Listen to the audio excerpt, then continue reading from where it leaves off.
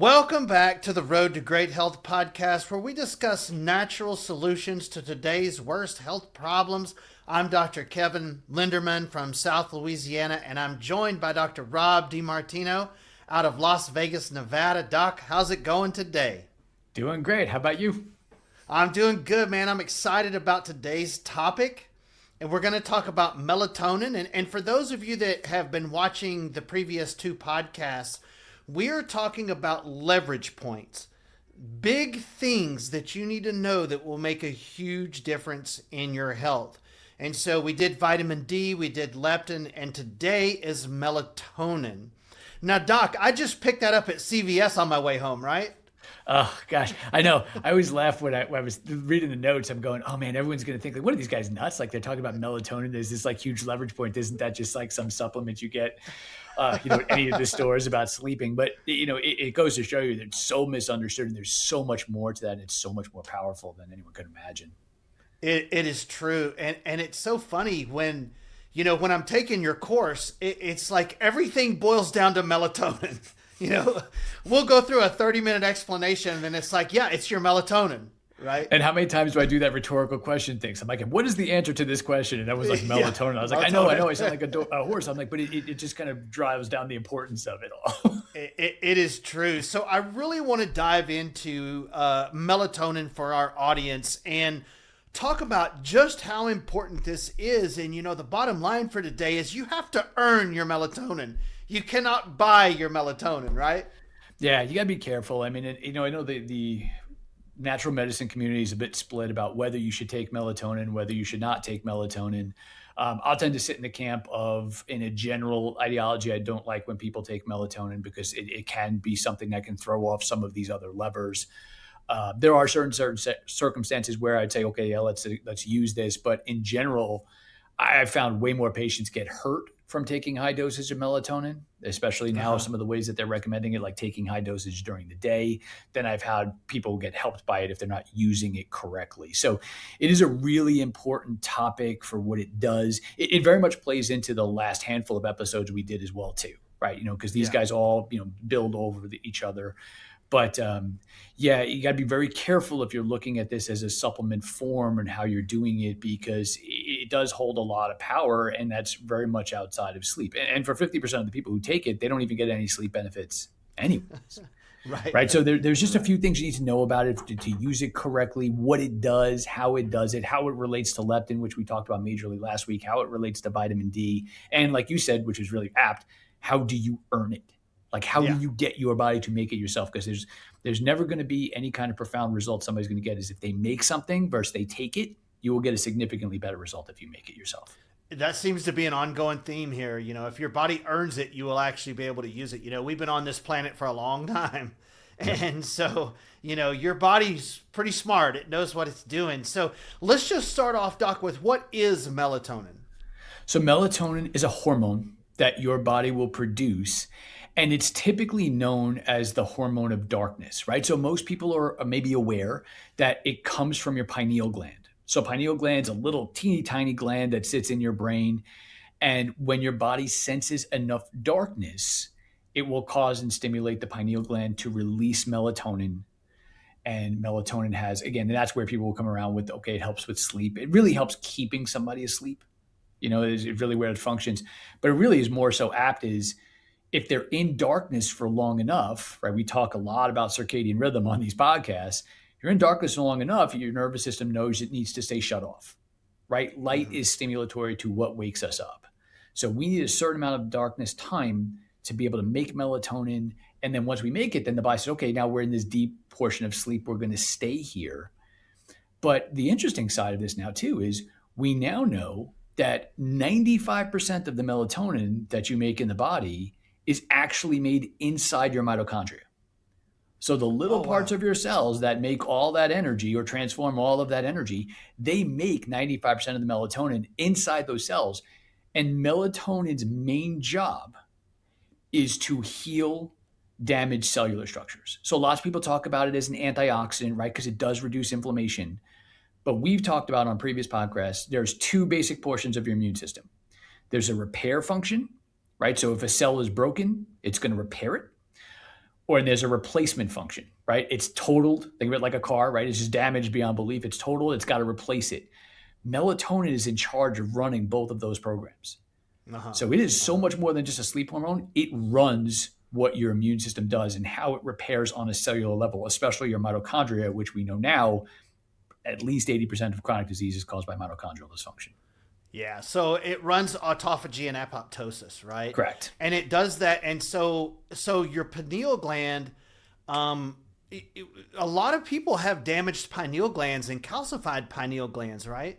Yeah, they say that probably about 40% of the population, by the time that they hit, in their 20s, will have damage to their pineal gland where it'll get calcified. And that's where things like electromagnetic fields play major roles. Things like fluoride as a chemical toxin plays a major role. I was always pretty surprised. So fluoride is one of the most toxic things to human beings because it steals the most amount of energy, right? If your body, we've talked about it before, your body uses electrons as cash, fluoride will steal up to 7 electrons, which is the most electronegative element in there. It'll pull all those electrons. So it steals your money at the highest level possible. And, when Maha started talking about, taking fluoride out of, because the U.S. is still the only country that puts fluoride in their drinking water. Yeah. Which is still a Rockefeller thing from 100 years ago, right? When he, Right. Vowed to destroy the U.S. economy because they took away his conglomerate there. Right. And he basically started big pharma with the byproducts of petrol, right? And fluoride was part of that. And he went, he took pharma to the medical world. He took fluoride to the dental world. And we're still putting fluoride into our water. And it's this horribly toxic thing. And I was amazed at how many people really fought back against this. People are like, but what about our teeth? Like, all our teeth are going to fall out. I'm like, well, you can add some fluoride to your water if you're really not worried about your teeth. Then you should really be worried about your pineal gland and the ability to make melatonin. Right. But fluoride in the pineal gland will damage it. Aluminum. Aluminum is very damaging to the pineal gland as well, too. And when you put a little bit of fluoride and a little bit of aluminum together and they match up, you have a little bit of each and they seem unimpressive together. When they put them together, it's like one of those experiments you see on YouTube, like where, they take the two elements, they pour them together and it makes like all the foam. Like it makes like a catastrophic explosion. So your pineal gland is under constant duress and attack. Not to mention, again, we harp on the same stuff, but it's important. That light at night, told you, melatonin is known to kick out of your body at nighttime when you have enough darkness. So if you're seeing light all the way up to that point, and we'll get more into this, it's just going to be hammering on that pineal gland. Yeah, and so we have so many things stacked against our normal sleep cycle, and that's why almost nobody we talk to sleeps well. Yeah. I mean, 99% of the patients that come see us with chronic conditions don't sleep well. They either wake up too early, they have trouble going to sleep, or they wake up in the middle of the night, or they wake up not refreshed, or all the above. Yeah, and it's usually all the above, right? I mean, Right. To sit down with somebody who has all these types of problems that we typically deal with in clinic and have them say, "Oh yeah, I sleep great," it just they don't go together. It just doesn't connect. Usually after they say that, they're like, "Oh, but I take something. I take two Ambien. I take 2 Ambien and a Xanax every night, but I sleep okay." Yeah, you're just unconscious at that point. But exactly. Right. Think about how basic sleep is to human function. Sure. Right, like how basic it is to human function. And when we lose the ability to do that, it's such a core thing and such a deep, serious malfunction. It's why you typically see sleep disturbances as the precursor to any of the diseases, any of them. Yeah. So what's some of the main roles of melatonin? So the big thing about it, like I said, so now it's always interesting because we have to have it when it's dark, right? So, but the other really important thing is we need to get an adequate amount of sunlight in order for your mitochondria to make melatonin. So I think it's always a really interesting thing because we've always learned about it and they taught it to us and we'd always talked about it as this hormone of darkness. But really the darkness is when it's put out into the body. So your body will build it up during the day, granted it gets enough sunlight. And that sunlight that for melatonin is typically in that UV spectrum. Right. Yeah. So this goes along with vitamin D. If somebody's got low vitamin D, it's probably going to be deficient in melatonin in their system as well. So when we see the buildup of melatonin, it gets built up through the light through the day, then your body stores it. And then at nighttime, when your mitochondria can shut itself down, right? Because you're not having to make energy on a level that you have to do when you're awake to run all your functions. You Mm-hmm. can go on a more survival level of energy. So you shut your mitochondrial engines down, and then all that melatonin is released, and then that actually physically goes in. So think of it like taking your car into the mechanic. He doesn't turn your engine on and start sticking his fingers in there, right? That's a real quick way to Yeah. start getting losing fingers. You shut the engine off, you let it cool down, and then you start fixing what you need to fix. Now, again, sometimes the engine can be repaired, sometimes it has to be completely replaced. But Yeah. we talk about this concept that's called heteroplasmy. And Uh-huh. heteroplasmy is the fancy medical word for damage to mitochondria, right? So the higher somebody's heteroplasmy rates are, the faster they're aging, the poorer they will be able to make energy, and the faster their mitochondria is damaging, and the more chronic disease they will get. So there is a direct correlation between what percentage of damage in mitochondria there are, where you get this damage in the mitochondria, to what disease you get, how aggressive it will be, and when will it finish you off. Right? Uh-huh. So that's really Right. fascinating research. Melatonin is the main thing that fixes that. So melatonin opposes heteroplasmy rates, right? So does vitamin D. So does MSH, which will be the lever that we'll talk about next week on next week's podcast, right? Yeah. That's one of the other major levers.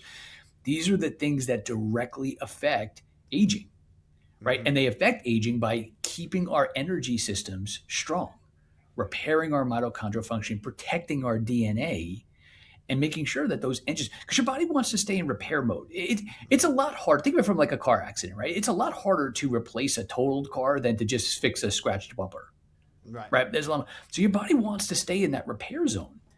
But when the light during the day goes down and the light during the night comes up, which is the opposite of how we're built, right? You said from 100 years ago, it's the opposite of how we built.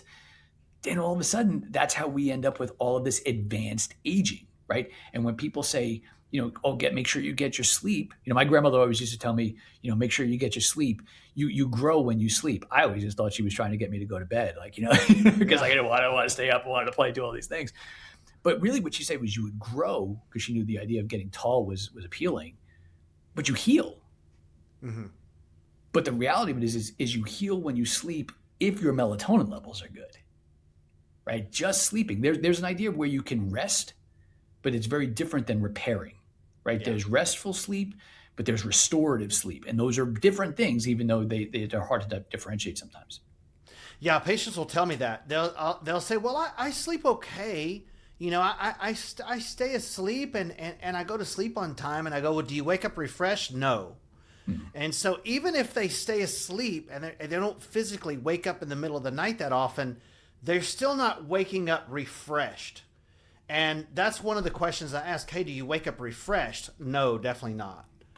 And so How there's two somebody different wakes things. up. Yeah, how somebody wakes up is incredibly telling for their health, right? Mm-hmm. How somebody comes out of anesthesia is incredibly telling for their health, right? So if you got that people who, when they wake up in the morning, they're ready to go, they wake up, they're like guns a blazing, right? Versus the person who says like, yeah, it takes me like an hour to kind of get going, right? Mm-hmm. That in and of itself is a huge window into how someone's health is working, right? Yeah. Because if you wake up and you're ready to go, that means the job that was supposed to get done during the night got done, and it was Mm-hmm. earned from the day before, right? The light exposure from the day before, that nighttime work, and now you're ready to start the day over. Versus where if you're not doing that, you're always behind, right? So you're always playing from behind, and you're not going to win playing from behind. Those things are really, really telling. Yeah. Yeah. So the idea is, so we get melatonin made from being out in the sun during the day, and then the sun goes down. We need really 4 hours of darkness for melatonin to begin. So if the sun goes down at 6, 7, 8, 9, 10, we go to sleep at 10. Now this is back when we lived under trees, out on the prairie. The sun goes down at 10. You need 8 hours of repair. 11, 12, 1, 2, 3, 4, 5. The sun comes up at 6. The red light from the early morning sun hits our skin, starts to make energy. We get all the benefit of red light that we've been talking about. It's like we were designed to be on this planet and we've screwed it all up. Yeah, we're designed to just survive with it, right? Now, With and it. right now Yeah. we're like trying to survive against it to a certain Right. extent. Right. But yeah, so you think about the process of the sun goes down, and moonlight doesn't count against this, right? So your body doesn't perceive moonlight as light like that. Fire does count against it. So believe it or not, like fire in technicality was really the first man-made EMF because it does throw our melatonin levels off minorly compared to like your cell phone or your LED lights in your house, but it still does because fire is not is still a man-made thing, right? It doesn't just occur naturally, right? You got to rub sticks together, however you want to do it. But that ideology of the lights coming down signals to the system, okay, this is nighttime. We got to start coming down. That's how people start getting to the point of where they're sleeping. So if you're one of those people, and maybe you're saying to yourself now, I'm physically tired, but I can't shut my brain off. It's because you're still stimulating it, right? And most of the time you're stimulating it through all the excessive light that's around you. Now, no one's ever told you that's the reason why it's happening, but you're putting in the same light that your body would put in either early in the morning or at noon, strength-wise. And now your body is staying awake and staying awake and staying awake. So your body's going, okay, it's noon. You want to go to sleep for 8 hours, but it's noon. And we didn't pick 8 hours because it was like a nice round number. It's like, oh, it's a third of the day. It takes about 8 hours of sleep time to repair. But that's if your light cycles are right. Right. So think of it this way. You did a great analogy, right? When the sun comes down. Now put it into real life, what that looks like now. Right. So the average person will see the last bit of light when they go to sleep. So say they go to sleep at that 10 o'clock. Right, like you said. Now, they shut the lights off, right? They go to bed. Now that 4-hour clock starts then. So in best case scenario, they're not going to get to melatonin activity till like 2 a.m. Right? So now if they get up at 6 when the sun comes up, you're now down to 4 hours of melatonin time to actually start treating the system and healing the system. That's a 50% reduction. Right? Now that's assuming there's no other light during the middle of the night. There's no other EMF around you. Like your Wi-Fi is not in your room. You're not sleeping with your phone right next to your bed. All those other things that will throw it off as well too. Or they got up to pee. Or you get up to pee and you turn the lights on, or you're sleeping with the TV 2 a.m. on. Yeah, they never get any. No, yeah. So if you're sleeping with the TV on, you're just not going to go into those cycles, right? Because your body will always perceive, or very, very little comparatively, because your body will always perceive some sort of light. So it's just never going to go into that. So, and it takes about 9 seconds. So it's about 9 seconds of exposure to light before your brain's like, all right, it's day. Yeah, daytime's here. So daytime's here. Let's go do this thing. So if you flick on the light just to find your way to the bathroom or go to the bathroom, turn on the light, and you're in there for any length of period of time, your body's going to reset those clocks. And you know, it doesn't seem like a big deal. When you I was reading some research this past week, and they're saying that if you throw your days and night cycles off, it basically makes the day be about 24 hours and 20 minutes is what your body perceives it instead of a 24-hour cycle. And 20 minutes doesn't seem that bad. But what if it's 20 minutes every day, right? So what if you're late to work for 20 minutes the first day, right? Boss not going to be happy, but they're like, all right, well, it's 20 minutes late. And then the next day, though, it's 40. Right. And then the next day, it's an hour, right? And your body starts to perceive this loss of time, right? So now all of a sudden, everything gets discombobulated, everything is thrown off. But we're taking that 20 minutes every day and basically giving it back. So at the end of our lives, whatever that 20 minutes every day has added up to, those are the years we don't get. That's where we lose this at the back end. And this is such an important topic too, because we talked about the timing of it. We talked about leptin last week. We tell everybody? Midnight to 2 a.m. is the best time for leptin to work, right? So if you want to stay thin, if you want to have great energy, all those different types of things, leptin works between 12 to 2. But melatonin has to go first. So even in that example we gave of going to bed at 10 o'clock at night, which is probably early for a lot of people, right? Because I know a lot of my patients end up sleeping. They don't, even they can't sleep. They're like, I'd love to go to bed at 10 o'clock. I lay there at 10 o'clock. I'm just laying there till 2 in the morning, not able to sleep. If they go to bed at 10, they don't get into the melatonin cycles at 2 a.m. Then even if that does work perfectly, then leptin starts to going at 2 a.m. But now you missed that best time when your body's the most efficient at doing this. Right? So that has to go first. It has to lower your body temperature so that your leptin levels can situate, your immune system can repair itself. Then it can go on and move on and start fixing all of your cell structures. Right? People ask me like, well, what's the one thing I can do? Violently protect your sleep, but violently protect it around the day and light cycles. Yeah. That's what matters. Yeah. Yeah. And I think that's probably one of the biggest misconceptions that people have. They don't understand, they'll say things like, well, yeah, I wake up in the middle of the night. I can't go back to sleep. So I just play on my phone for 15 or 20 minutes. That is like the absolute opposite of helping you. That's actually Yeah. making it way, way worse. And, your brain evolved around day and night cycles.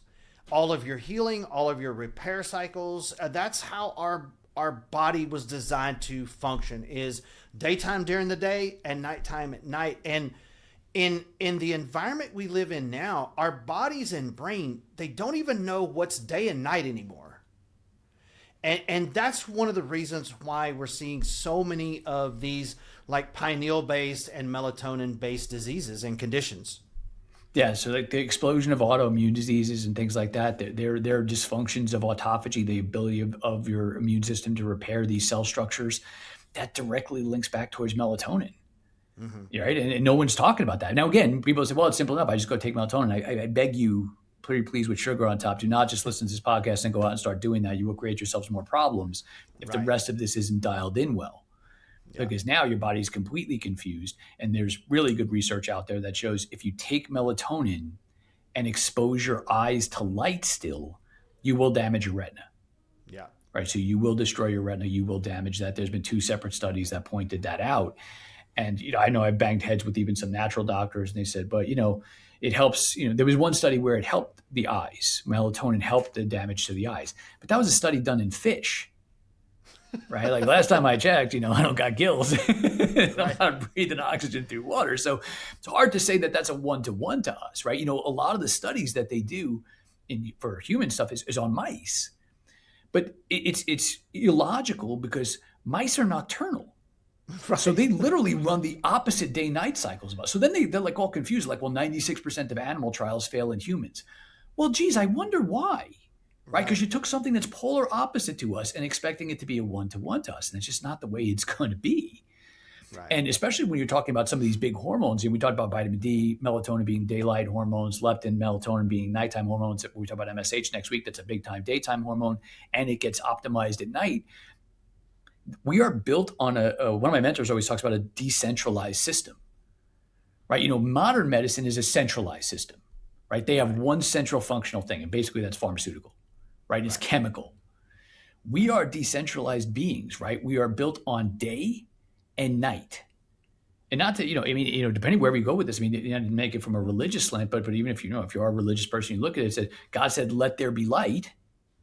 And on the flip side of it is, and then there was the darkness. That's a couple of lines later. Nobody talks about that one because let there be light gets all the publicity. And then there's darkness. He's literally telling you there's a day and night cycle to this.